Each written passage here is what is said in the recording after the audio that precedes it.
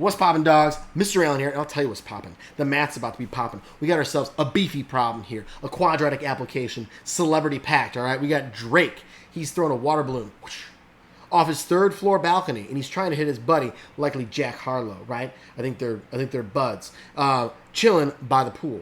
The height of the ball as a function of time can be represented by h of t equals negative 16t squared, gravity and things, plus 48t plus 25. How high will the water balloon get before it falls to the ground? Had a little typo in there. Now it's fixed. All right, so that's one good question. Then we have how long will it take to get to that max height? How high up was the water balloon when Drake initially threw it? And how long will it take for the balloon to hit the ground, or maybe Jack Harlow, if he is indeed accurate with that toss? All right, we don't have to do these all in the same order. We can kind of figure it out. I'm gravitating towards part C right now. How high up was the water balloon when Drake initially threw it? Well, when he throws it, time is 0, right? Right when it releases, that's when time starts. So that means that if I plugged in 0 for t, I get that initial height. Well, if I plug in 0, I'm left with just the 25. So that means this is going to be a 25-foot height.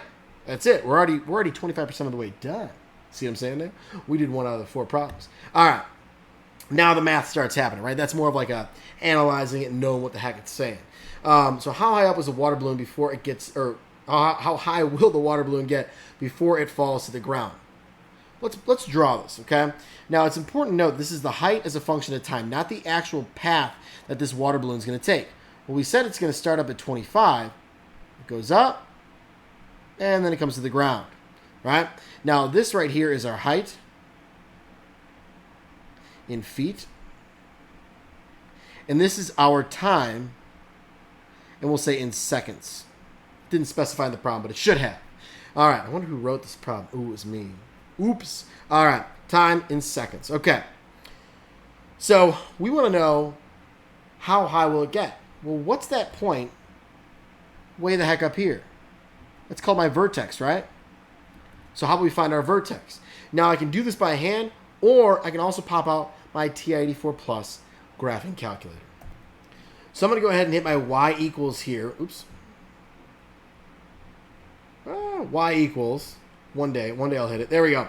All right. I'm going to plug in that function right there, the negative 16t squared. And when I do that, we don't have to use a t. We can just use the x that's already in the calculator. So I can still hit that x, t theta n. It will change based on the mode your calculator is in, but x is just fine here. But we use t when we're writing these types of problems out because they're representing time.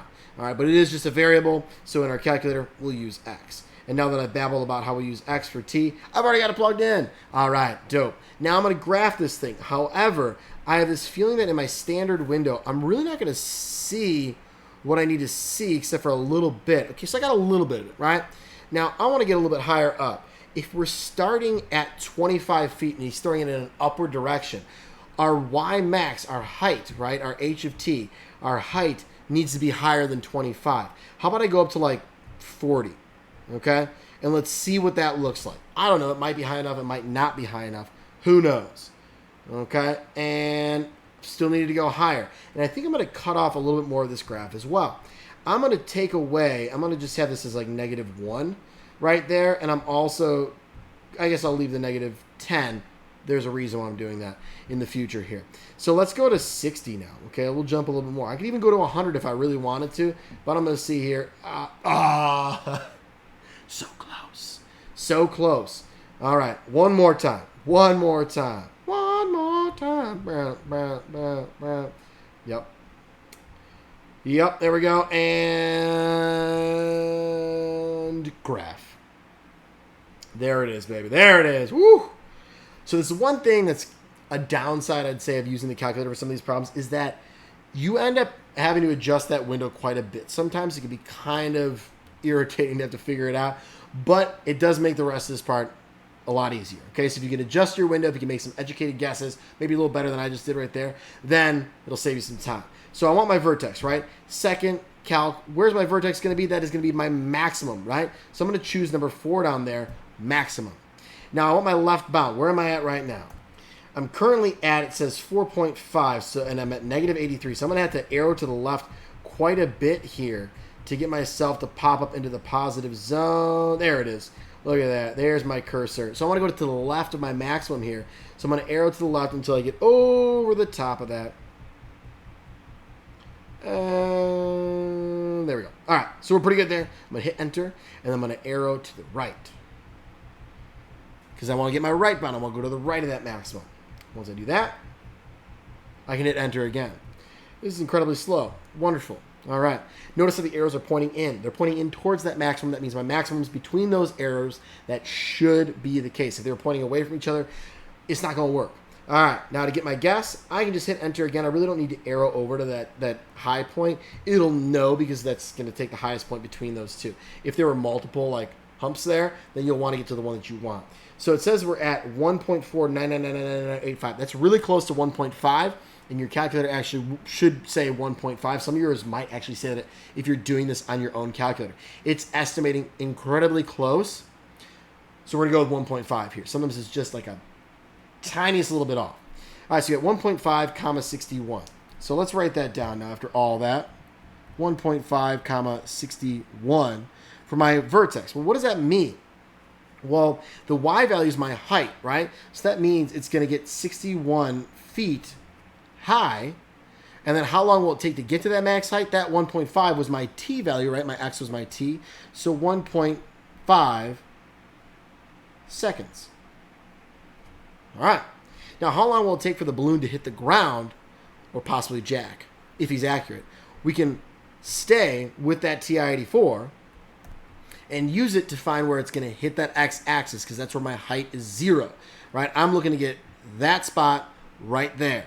So if I'm going to do that, I'm going to hit second, calc, once again, but this time I want my 0. So I'm going to hit enter, and now we got to do this left bound, right bound thing again, but I'm going to have to arrow to the right a little bit. All right, so now what we have here is we're the left bound there. I'm slightly above my x-axis, hit enter, and now I got to go slightly below it.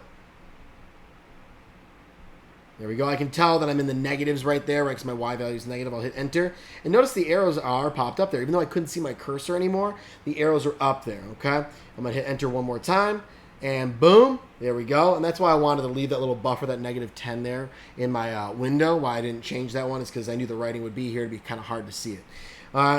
So we got 3.4525, blah, blah, blah, and y equals 0. That means 3.45 seconds... 3.45 seconds for that water balloon after it leaves Drake's hands to land either on the pool deck, perhaps, or possibly Jack Harlow, if he is accurate indeed. So there we go. That's everything, right? We used our graphing calculator to get that. You could have also used quadratic formula and your x equals opposite of b over 2a to get your x coordinate, plug it back in to get your y coordinate. Really two ways of doing this particular problem. I like using technology in these types of situations just because it's pretty dope, okay? And I'm always strapped with that TI-84 Plus graphing calculator, you know what I'm saying? All right, you guys have a good one. See you later.